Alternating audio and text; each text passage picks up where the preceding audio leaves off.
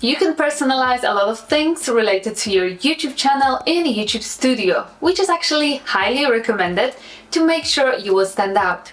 All you gotta do is to go to the customization panel on the left side and click on one of the three tabs: Layout, Branding, or Basic Info. Some of those I've already covered in one of my previous episodes on how to set up your YouTube channel in YouTube Studio, which I leave the link above and in the description below. However, there's one thing that's looking pretty complicated and not very eye-pleasing, and that is your channel's URL. In this episode, we will take a closer look at it, as well as at the recently released new feature called a handle. Hello my friends, it's Marcelina and welcome to Alter to Native, where we learn all about creating content, creativity, self-development and running a YouTube channel. There's always a bit of confusion when new features are released onto social platforms. Thank God YouTube doesn't do it as often as Instagram, because I could never keep up. So, to make things clear and easier for you, I studied all that's written in the YouTube Help Center. Yeah, I know that you've never been on this page. Me either, until this day. I read all the information, digested it, and now I'm gonna present it to you in a hopefully friendly and straightforward way. Let's begin. Before the era of handles, the only way to get rid of your extremely long and impossible to remember YouTube channel URL was to gain 100 subscribers. That was the threshold to be able to personalize your URL. I did that with my first Polish YouTube channel, which was handy when, for example, I had to send social links to a brand potentially interested in collaboration. Nowadays, YouTube makes the whole hassle easier by giving the creators so-called handles. A handle looks like identifiers in other social media platforms such as Twitter or Instagram. It starts with the @ symbol followed by the adequate name. When this feature was introduced, YouTube set up handles automatically to those that didn't choose them manually. Automatically given handle is different to your YouTube channel's name, which is worth noting. I can't remember exactly how did mine look, but something like @alternative4509. The main purpose of handles is to find and connect with other creators and viewers, so a complicated handle doesn't really make sense, right?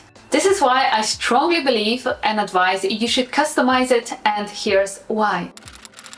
Apart from making it easy for anyone who would like to find your channel by simply typing in URL address, and yes, I know some people who do that, you also make it easy for yourself. Let's say you'd like to share your channel's link on Instagram stories or on Facebook, and you are doing that on your phone. You don't even have to leave the app to copy the link because you remember it. What's more, such a link looks definitely more professional. Imagine sending a complicated URL to a brand in a collaboration email where the link is so long that it takes up half of the page. That just looks spammy, and you don't want that. And the last important reason that is often taken for granted is that your handle is a form of branding, so you want to make sure it matches everything you do online, everything you create for your personal brand. This is why I guess a lot of people stick to their full names when creating YouTube channels, because they are unique and they automatically form a brand. Basically, a personalized URL and a handle are the same thing.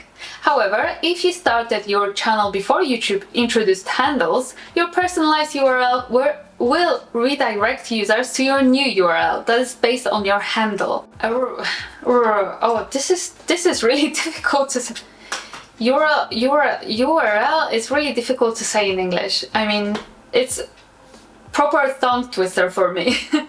Anyways, as we can read in YouTube support, each channel can have multiple differently looking URLs. However, all of them will link to the same place, that is your channel's homepage. This means that if you've ever pasted a link to your website or whatever place you can't even remember, this link will still work even if you have a new URL, or I should say a handle. The only little difference is that there is an @ symbol before the handle, which I've already talked about in the first chapter. Now that you understand what's a handle and why you need it in a neat form, let me show you how to change it. To change your handle, go to your YouTube Studio. As you can see, I always like to make things easier and faster for myself, so I added YouTube Studio to my tabs. Next, go to Customization, which you will find on the left side.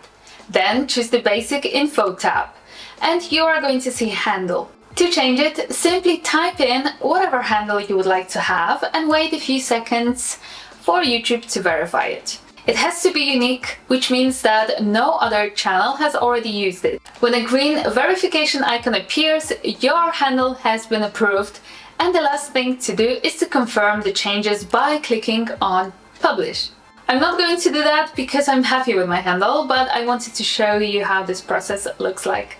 And that is all, my friends. Short and sweet. Hope you've enjoyed this little tutorial. If you have any questions, please ask them in the comment section below. And if you like this video, please leave a thumbs up and subscribe to my channel for more of this type of videos.